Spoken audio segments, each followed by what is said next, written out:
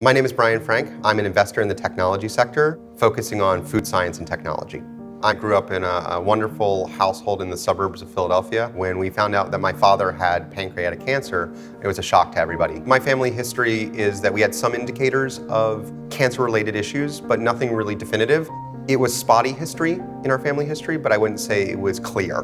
One of the things that it spurred in me is the interest to learn more about how I can identify and prevent those type of things in my own life or in the rest of my family's life. What we've come to learn is that heredity and genetics play a very large role in determining your likelihood of developing some of these types of cancer. The motivation behind me looking for these type of solutions was the fact that not only did my father pass away from pancreatic cancer, my wife had a history of cancer in her family as well. My goal with learning this was, how is it going to impact me? How is it going to impact my family?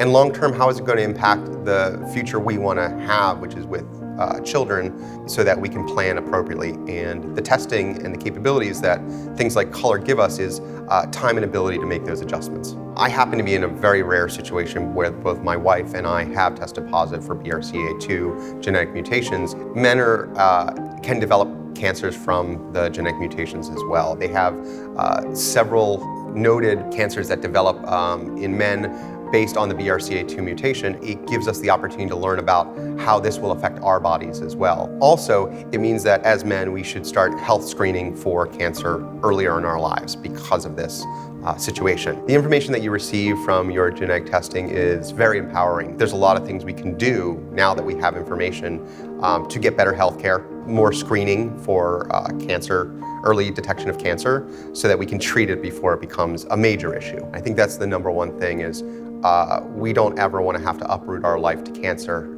and if we can have the information at our fingertips, wouldn't we want it that way?